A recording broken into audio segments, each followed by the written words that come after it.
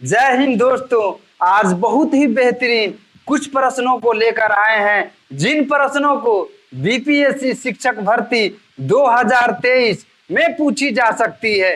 इन प्रश्नों को बेहद आसान तरीके से बना करके बताएंगे ताकि आपको समझने में बहुत ही आसानी हो। पहला प्रश्न है, संख्या 30 का पावर 27 20 में सबसे दाएं और शून्य संख्या है। ऑप्शन दे दिया है, ए में 1 और बी में 3 और सी में 7 और डी में 9। सबसे पहले आंसर को लिखेंगे। संख्या 30 का पावर 27 20 दिया है। 30 का पावर 27 20 दिया है और प्रश्न कह रहा है कि सबसे दाएं और शून्य संख्या है। अशून्य संख्या का मतलब यानी कि शून्य वाली संख्या नहीं होनी चाहिए, यानी कि शून्य को छोड़कर।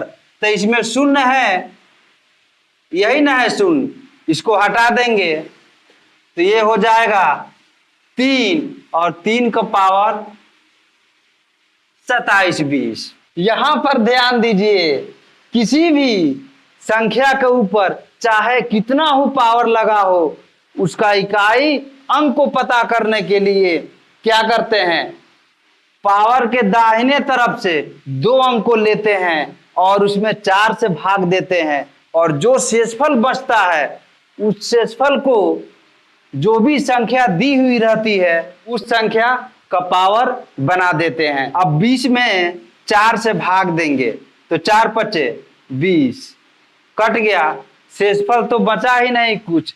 तो ऐसे कंडीशन में जो संख्या दी रहती है क्या करते हैं, उसका पावर 4 बना देते हैं। इतना आप लोग याद रखिएगा। बराबर 3 का पावर 4 का मतलब हो जाएगा 3 3 9 9 9 81।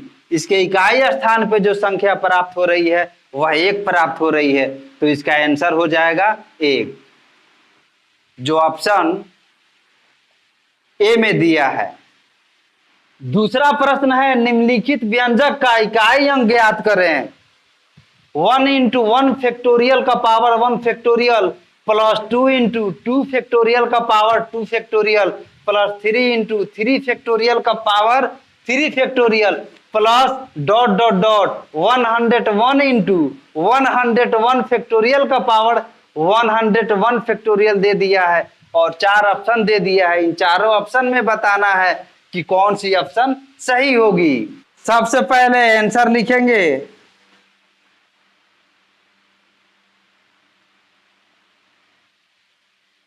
प्रश्न में दिया है 1 × 1 फैक्टोरियल का पावर 1 फैक्टोरियल प्लस 2 × 2 फैक्टोरियल का पावर 2 फैक्टोरियल प्लस 3 × 3 फैक्टोरियल का power 3 factorial plus dot dot dot दे दिया है, यानी कि 101 तक। तो 3 × 3 फैक्टोरियल का पावर 3 फैक्टोरियल के बाद यहां पर हो जाएगा 4 × 4 फैक्टोरियल का पावर 4 फैक्टोरियल प्लस 101 तक ये जाएगी। एक नियम है कि 4 फैक्टोरियल के बाद जितनी भी संख्याएं आती है उस संख्या की इकाई स्थान पे जो संख्या प्राप्त होती है वह 0 ही प्राप्त होती है, तो इसीलिए यहां पर क्या हो जाएगा 0। 5 फैक्टोरियल आ जाए, 6 फैक्टोरियल आ जाए, यानी 4 फैक्टोरियल के बाद कितना हो संख्या क्यों नहीं आ जाए, इकाई स्थान पे जो अंक प्राप्त होगी वह 0 ही प्राप्त होगी। बराबर 1 × 1 फैक्टोरियल का पावर 1 फैक्टोरियल दिया है, तो 1 फैक्टोरियल बराबर 1 ही होता है, तो यहां पर 1 लिख देंगे और इसका पावर भी 1 फैक्टोरियल दिया है, तो 1 फैक्टोरियल बराबर 1 ही होता है प्लस 2 × 2 फैक्टोरियल बराबर 2 ही होता है, तो यहां पर 2 लिख देंगे।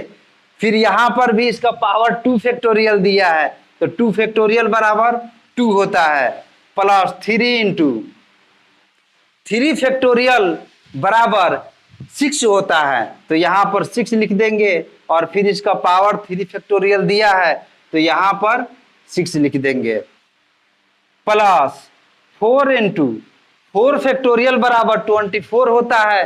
प्रश्न कह रहा है इकाई अंक को ही बताना है, तो 24 नहीं लिखेंगे, हम इकाई अंक वाली संख्या को लिख देंगे, 4 लिख देंगे। फिर यहाँ पर पावर 4 फैक्टोरियल दिया है, तो 4 फैक्टोरियल बराबर 24 होता है, लेकिन इकाई अंक को ही बताना है, तो 4 लिख देंगे।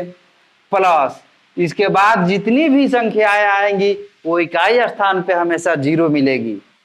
बराबर यहां पर देखिए 1 का पावर 1 है तो 1 ही होगा, और 1 में 1 से गुना करेंगे तो 1 ही हो जाएगा, तो 1 लिख देंगे।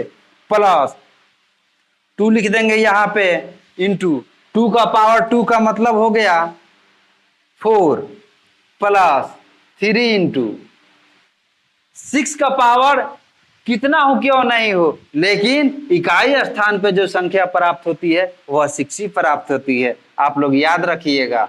फिर 4 इंटू 4 का पावर अगर सम संख्या में हो तो इकाई स्थान पे जो संख्या प्राप्त होती है वह 6 प्राप्त होती है, तो यहां पर 6 लिख देंगे।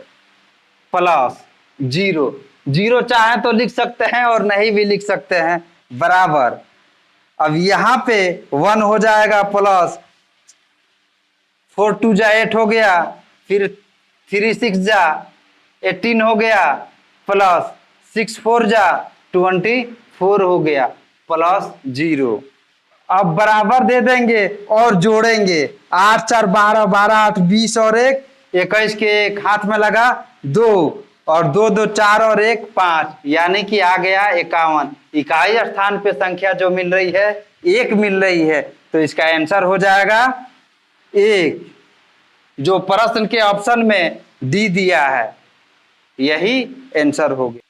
अगर आप बेसिक बातों को जानते हैं तो इस तरह की प्रश्नों को बहुत ही आसानी से और कम समय में बना सकते हैं। हमें समझाने के लिए इस प्रश्न को इतना लंबा बनाना पड़ा, लेकिन परीक्षा में तो इतना टाइम मिलता नहीं है, इसलिए आप लोग इतना लंबा न बना करके एकदम शॉर्ट में बनाइएगा, यानी कि इस प्रश्न को बनाने में 1 मिनट से भी कम समय लगेगा और तुरंत बन जाएगा।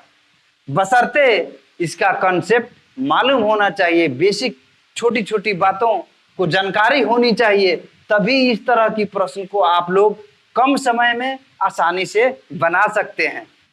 अगर यह हमारी वीडियो आपको अच्छी लगी तो इसको लाइक कीजिए, सब्सक्राइब कीजिए और ज्यादा से ज्यादा शेयर कीजिए।